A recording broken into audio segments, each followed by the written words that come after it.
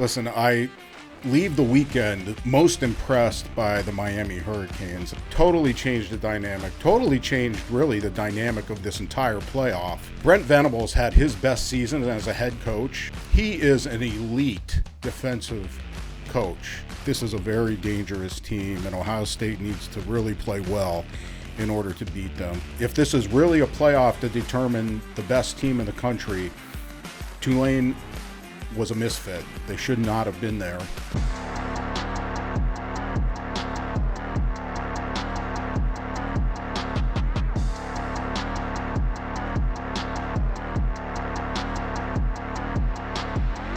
Welcome to the show. Today, we're going over some of these college football round one playoff games.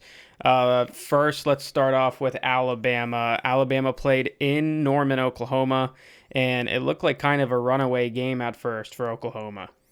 Well, I'm going to take a victory lap on this one, Nick, because it kind of went the way I thought. First of all, Ty Simpson showed a lot of poise when Alabama got down by 17 points.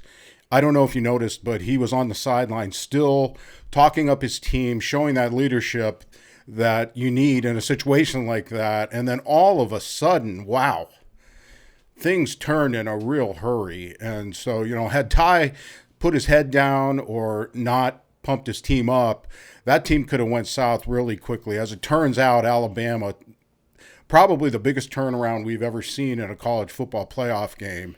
And boy, that 5-minute segment between mid-second quarter and halftime totally changed the dynamic, totally changed really the dynamic of this entire playoff. And what a great win for Alabama. What a great road win for them.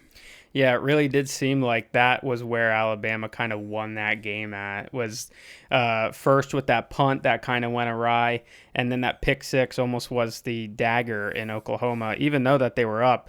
One of the things to mention is Oklahoma let up 27 unanswered points, making it 27 to 17. It seemed like Oklahoma in the first almost whole half, but like you said, that 5 minutes at the end of the second quarter, it seemed like the defense and offense of fronts were both dominating the line, and then a couple daggers. That punt that was botched by the punter, who's one of the best punters in the country, and that pick six from John Mateer. John Mateer said after the game that they tricked him, they fooled him into that pick, and it kind of looked like a little bit of miscommunication between him and the wide receiver. But that pick six was really the turning point in the game. And then Alabama came out after the second quarter, coming into the second half, and it was a totally different game for them. Just a couple stats to touch on. John Mateer didn't really have that bad of a game. It was just that one mistake that really threw it off for them. He went 26 for 41 with 307 yards and 2 touchdowns. But that pick was really the big exclamation point. He also led the team in rushing attempts, and he had a rushing touchdown. Well, I thought that you pointed out that this game was going to get won or lost on the line of scrimmage, and that's not cliche, although it happens almost every big game. But once Alabama established the line of scrimmage, because you're right, at first Oklahoma was dominating on both sides of the ball, and then through that series of events, starting with the punt. And by the way, John Mateer, yes, he said he was confused. If you look at that, the D it looked like they were going to blitz the safety. And then right before the ball was snapped, the safety pulled back. He vacated that area. And I don't know what the receiver was doing. I don't know if the receiver ran the wrong route. I mean, the open area was in the short slant. The ball wasn't anywhere even near the receiver, and that had to be the easiest pick six I've ever seen. But as we said last time, yeah, he's talented, but his touchdown to interception ratio was not good all season, and that interception cost them. Now, if I'm Oklahoma and I'm a fan of Oklahoma, I leave this season very enthusiastic because, number one, John Mateer can be a very good quarterback. And once he gets healthy, and I hope that thumb heals and he's 100% going into the season next year, they've got a lot of room for optimism.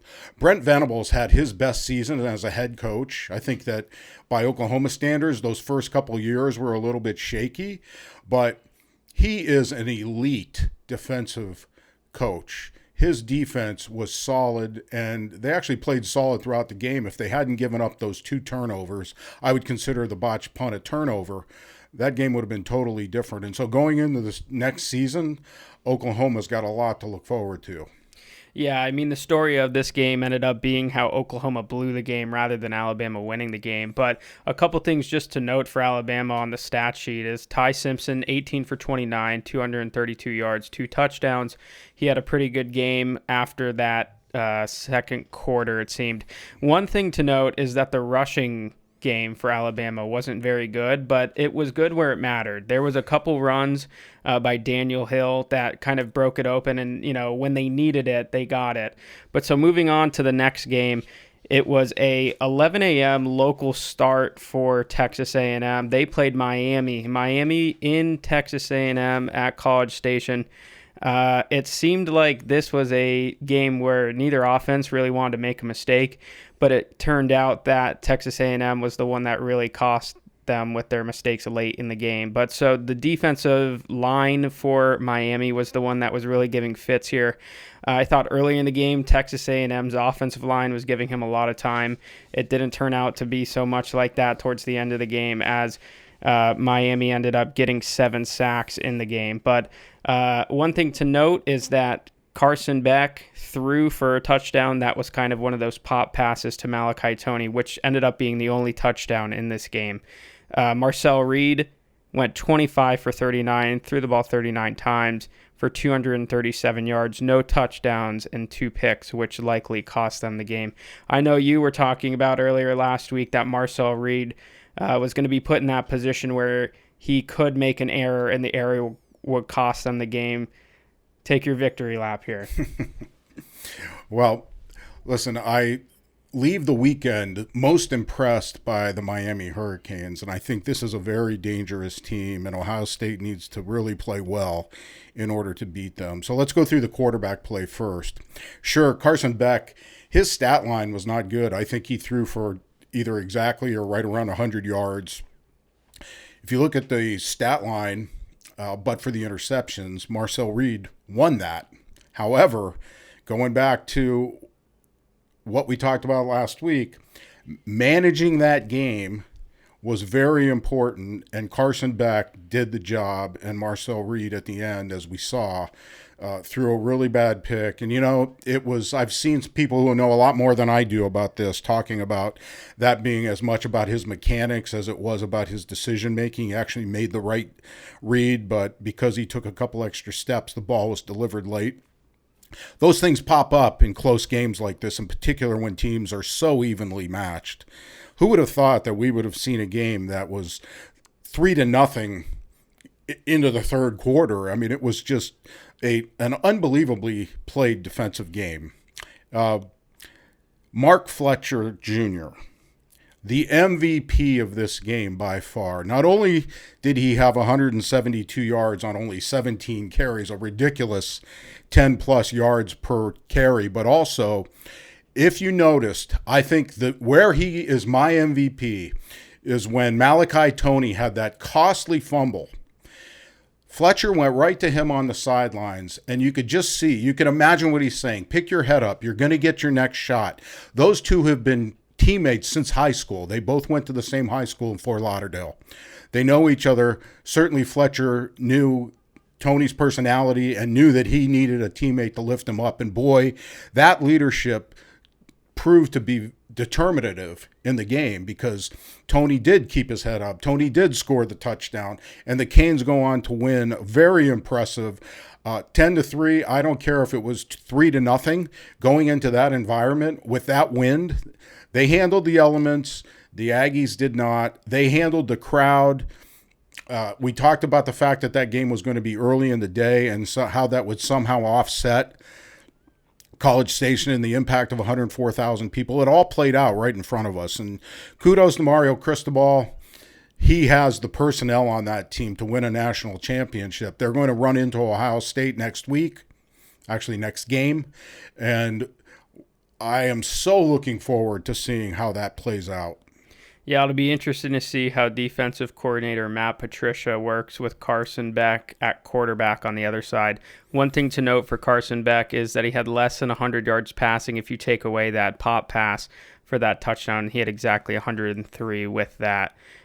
You touched on it. Mark Fletcher was pretty much the MVP in terms of offense for the Miami Hurricanes. 17 carries, 172 yards, around 10 yards per carry, which is pretty crazy in a game that low scoring. One thing to note, Bryce Fitzgerald, the DB for Miami, had both picks. Big game changer for them. And if you go back to Texas A&M, they had over 300 yards on offense. They just couldn't get it done. The kicker missed a field goal. Had a field goal that was blocked. And then on the other side, Miami's kicker missed 3 field goals. And going into next game, that'll be something they have to clean up against a stout Ohio State defense. But one of the things to move on here is these next 2 games we're going to talk about were the group of 5 teams. And first game was a rematch between Tulane and Ole Miss. It was at Ole Miss before. It is also at Ole Miss this last time. But so Ole Miss ended up winning 41-10. One thing to note is that obviously Lane Kiffin wasn't there. Charlie Weiss was there as their offensive coordinator. And it was interesting to see how this offense still hummed without Lane Kiffin there. Just a testament of how Charlie Weiss Jr. has done for Ole Miss on offense, and he still continues to call the offense before calling it with Lane Kiffin. But so this game was a big time blowout. The next game was also a high scoring game, but it was also a blowout. What did you see from this game, and what can you take away from Ole Miss against a Group 5 team? So first of all, I'm happy for the Ole Miss players and their fan base. They got a big win. They came out smoking hot. And that was the first question. How are they going to come out? Is this team going to rally, or are they going to pull back? And right out of the gate, they rallied. I think their first 2 drives, they had 6 plays over 20 yards. So right away, you see the mismatch. Tulane had a great season for a team of Tulane's caliber. But as we talked about last week, if this is really a playoff to determine the best team in the country, Tulane was a misfit. They should not have been there, and that played out right away. Tulane was totally outmatched. Ole Miss, being an SEC team, is 3 teams deep before they match up well against Tulane. In other words, the 3rd team of Mississippi was finally matched up well against Tulane. But in today's NIL world, that's going to happen. The romantic idea that somehow one of these Group of 5 teams is going to come out and be a Cinderella and go through 4 games and win a national championship is absolutely ridiculous. That does not happen in football. It's not going to happen in football, and it needs to be fixed right away. This game is the poster child for why that needs to be fixed. Moving on to the next game is Oregon against James Madison in Eugene, Oregon.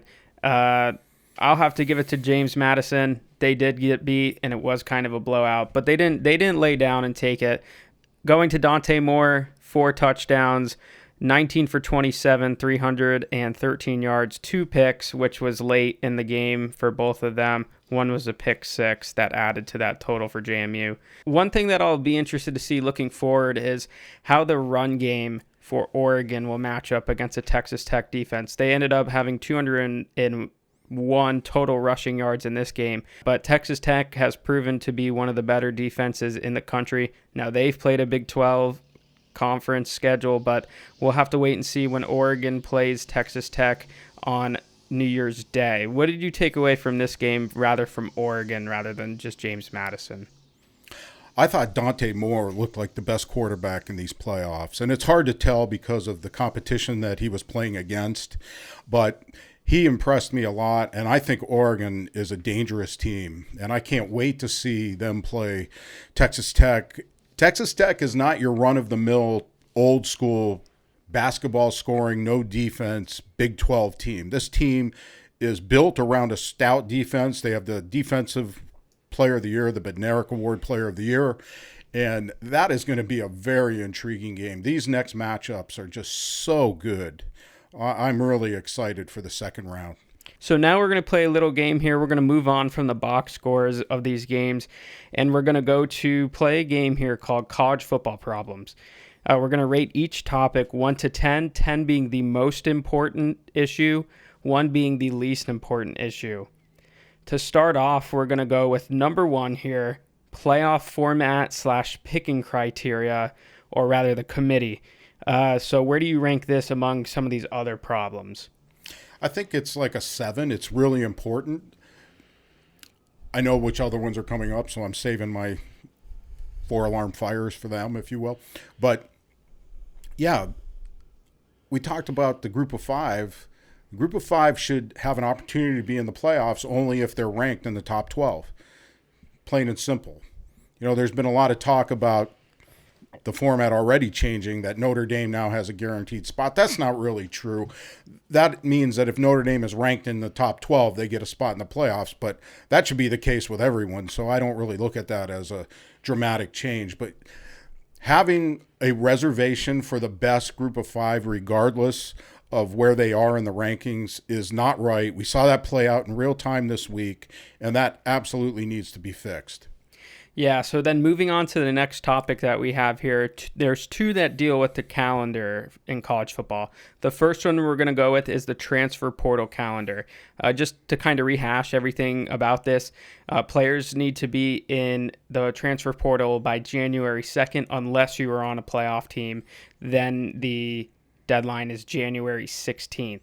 But so a lot of these teams that are in the playoff will not have as much of an ability to recruit some of these guys that are in the the transfer portal at this time, because they will be playing in the playoff. But so how high is this problem ranked for you? I think it's really high. I think it could be a 10. It's a 4-alarm fire. I think that the transfer portal opening on January 2nd, I'm still not clear the significance of that 2 weeks, why it opens for non-playoff teams then, and it opens for the rest of them after that. What's 2 weeks? And if you fix that, there are other things that you fix. Yeah, then going on to the next calendar issue is the coaching hiring calendar.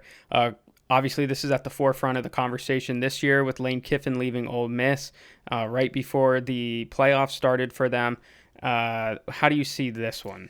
It's directly linked to the portal calendar. If you fix the portal calendar, I think you at least take the pressure off schools to get their coach in place by a certain date that precedes the playoffs. And so if they didn't open the portal until, say, the day after the national championship game, then I think that you could also say that we're not going to recruit or tamper with coaches until late in the season. Whether it's that same day, I'd like to see it be like that so it aligns with the NFL. I think there's a lot of structure and reason around that, but certainly what we saw play out at Mississippi with Lane Kiffin, and it wasn't just LSU, it was potentially 2 other in SEC schools that were talking to him seriously about a job. That is just not right. That's not beneficial for anyone, including Lane Kiffin, by the way, or the people that are in Lane's position, because it makes him look somewhat of a villain, and he's just doing what he's being incentivized to do. Right. Yeah. A lot of changes need to happen between now and hopefully the upcoming future of next season for the calendar. But so then moving on to the next issue we have here is the group of 5 playoff situation. Now, this has obviously been in the forefront again in this playoff due to James Madison and Tulane making it and them rather losing in dramatic fashion, I guess, again. I don't think it matters the margin of loss. I think it's the criteria that the group 5 needs to hit rather to get into the playoff. A lot of people talk about strength of schedule here, and what do you have to say for this topic? Yeah, I see. Plain and simple. If they're ranked in the top 12, they get in, and if they're not ranked in the top 12, they don't get in. And making it so that the best group of 5 team, regardless of what their ranking is, gets into the playoffs. You get games like we saw the last 2 on Saturday. Just doesn't fit in a competition where you're trying to find the best team in the country. One thing to touch on before we leave this subject is the Group of Five playoff, a playoff within the Group of Five of all the best Group of Five teams. What are your thoughts on the playoff of the Group of Five teams?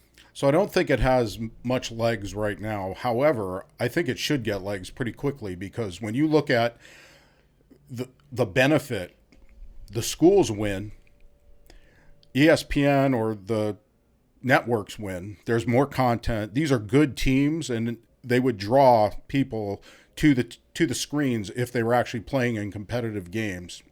The conferences win, because right now everybody looks at the Sun Belt and says, well, that conference is weak because their champion just got destroyed by Oregon, and that shouldn't be the case. I think it really should be talked about. I think that you could clean up the whole who's in and who's out if you had a situation where the Group of Five had a playoff.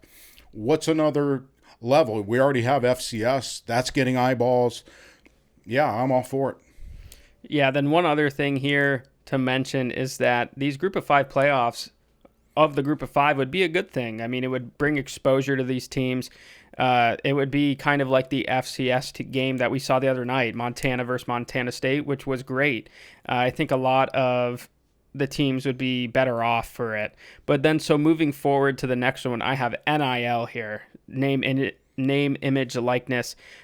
This is giving the ability for players to get paid through college.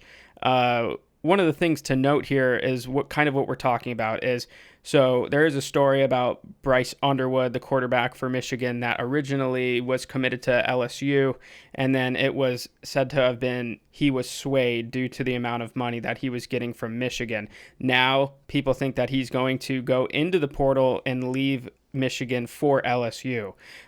This is one of those things where it seems like the team, or rather the school with the donors that pay the most, kind of have a large advantage here. What is your thoughts on this? So, all right, now that we've gone through it, NIL, portal, excessive player moves in the portal, coaches, they're all linked together, right? You can solve all these, and you have to solve them as pieces of a puzzle. NIL, I think there should be a cap by team and by player. I don't know what those numbers are. They're probably pretty high, but at least know what you're playing with going into the season. It's not going to be, well, we're a little bit short, and so we're going to tap on our most successful rich billionaire alumnus to throw us over the edge. That seems ridiculous, but that's what's happening. And then if you look at, the player moves, players are going to move a lot less if there's structure around the NIL. So we need to amend it. I think it's played out that it's a good idea that players get some compensation. I like the idea that most of these quarterbacks that we saw this past weekend are going to decide to stay in college because of the NIL situation. And so it prevents them from jumping ship to go get a second round $10 million contract in the NFL, and they're going to end up being too early, not good enough. Let's fix the NIL. Yeah, that's a good point with the salary caps, or rather spending caps for teams. But so then moving to the last one here, I have conference realignment. You look in the Big Ten and there's like 20 teams now, and then eventually the SEC is going to catch up. They just added Texas and they added Oklahoma. So a couple of these conferences are going to, in the making rather, to be super conferences. Maybe it's something down the line that'll happen, but teams in conferences that are in the ACC and the Big 12 may eventually be getting looked at as lesser, like some of these Group 5 teams, maybe not as extreme, but as soon as the good teams from the Big 12 go to the SEC in a few years, or at least that's the track that it's headed towards, and then as some teams go from the ACC to maybe even the Big 10, we may have a collision course with rather an AFC and an NFC type of deal like in the NFL. What are your thoughts on conference realignment? Well, if you just look at the size of the Big Ten and the SEC, it's bigger than the National Football League. And so it doesn't solve things by just dicing it up differently. I think that having a national championship that is more along the lines of a Power Four championship, and having the Group of Five and the other conferences have their own championship goes a long way to solving this. But I put conference realignment generally as a pretty low priority. I don't love the idea that the Big Ten, for example, spreads across the entire country. I think that teams like UCLA and USC, no one in the Midwest really pays attention to them, and they're very good programs that have a lot of tradition, but and vice versa. You know, when you look at the ACC, my gosh, they're just as spread out as the Big Ten, and I don't think that helps the players, but you know, we've already said that they get treated like employees. If they have to take an extra 1 or 2 hour plane ride, I guess that's a small price to pay for them getting big NIL dollars. So I don't think conference realignment is that important unless it's done in the context of playoff realignment. Then I would be for it.